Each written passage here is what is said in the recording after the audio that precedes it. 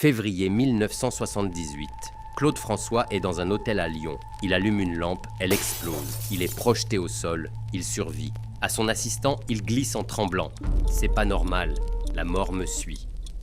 3 semaines plus tard, il meurt. Officiellement, électrocuté dans sa salle de bain. Mais cette version officielle est traversée de silence. Un message effacé, un câble remplacé, des objets disparus. Et si Claude François avait pressenti sa mort? Voici l'histoire que personne ne veut raconter, jusqu'à aujourd'hui. Claude François n'était pas un homme comme les autres. C'était une horloge vivante. Il chronométrait ses journées, répétait sans relâche, exigeait l'excellence absolue de ses musiciens et danseuses. Ce perfectionnisme extrême cachait un mal plus profond, la peur de l'échec, de vieillir, de disparaître. Ses proches évoquent un homme insomniaque, tendu, accroché au calmant. Il notait tout dans des carnets, idées, craintes, ressentis. Dans l'un d'eux, jamais publié, mais décrit par un membre de son entourage, il aurait écrit « Je suis devenu un produit ». Et quand il ne vend plus, un produit se jette. Un de ses musiciens dit avoir entendu cette phrase, quelques jours avant le drame. « Si je m'écroule, c'est pas le cœur, c'est le système ». Claude François, derrière les paillettes, se sentait cerné, prisonnier de l'image qu'il avait créée. Et si cette tension permanente avait fini par tout précipiter? Le 11 mars 1978, Claude paraît fatigué. Il annule une émission, repousse un rendez-vous professionnel. Il reste seul chez lui. Son entourage le décrit comme absent, nerveux. Ce jour-là, il passe plusieurs coups de téléphone, dont un à son ex-compagne Isabelle. Le message, rapporté par elle des années plus tard, aurait été le suivant.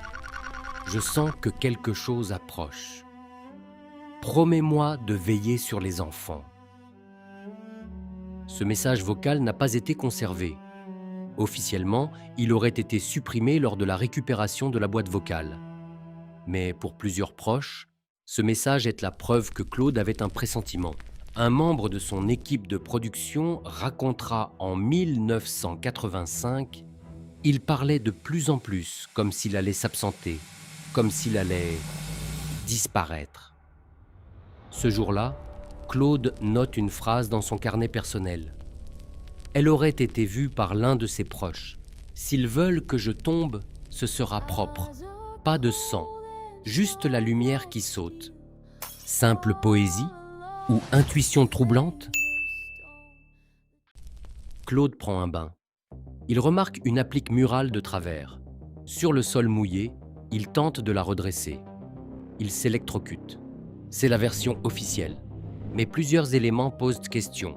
Le disjoncteur principal ne saute pas. Un technicien EDF, interrogé plus tard, dira qu'un tel choc aurait dû le déclencher automatiquement. Le corps aurait été déplacé avant l'arrivée des secours. Ce fait a été évoqué par un témoin, mais jamais confirmé officiellement. Le répondeur est vidé. Le message que Claude aurait laissé à son médecin personnel n'a jamais été retrouvé.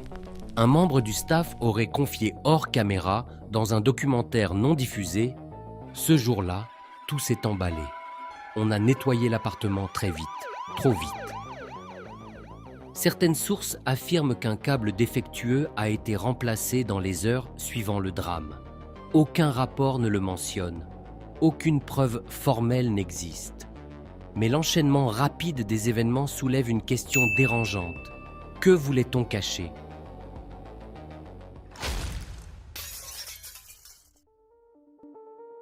Dans les heures qui suivent le drame, plusieurs objets auraient disparu de l'appartement. Selon un inventaire privé, jamais publié, un carnet noir, une boîte contenant des lettres personnelles et un double de bande inédite n'étaient plus là quand la famille est revenue. Un assistant proche de Claude affirmera plus tard à un journaliste « Il y avait des choses qu'il ne voulait pas que le public voie. Pas des secrets honteux, mais des vérités qu'il préférait garder. » Certaines Claudettes évoquent des conversations où Claude semblait méfiant, voire inquiet, notamment envers certaines personnes de l'industrie musicale. Mais rien de tout cela n'a été retenu dans l'enquête.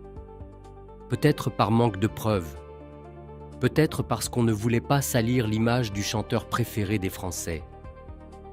Encore aujourd'hui, ces éléments sont classés comme rumeurs non vérifiées, mais ils persistent, comme un écho qu'on n'arrive pas à faire taire. Claude François n'était pas un homme ordinaire.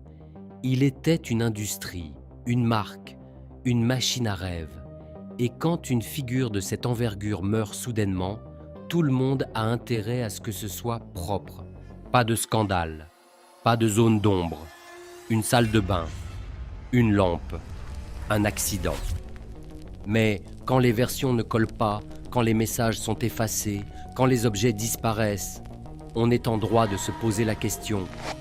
Une ancienne collaboratrice aurait évoqué, hors caméra, que Claude craignait un accident déguisé. Aucune trace n'existe de cet enregistrement et l'INA n'a pas confirmé son existence.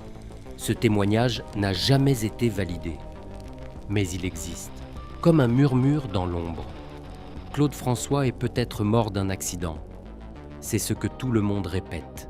C'est ce que les archives affirment. Mais dans les détails oubliés, les silences, les gestes précipités, quelque chose dérange.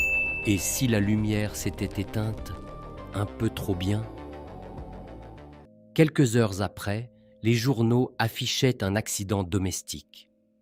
Quelques jours après, ses disques s'écoulaient comme jamais. Quelques mois après, ses chansons tournaient en boucle. Claude était devenu éternel. Mais à quel prix?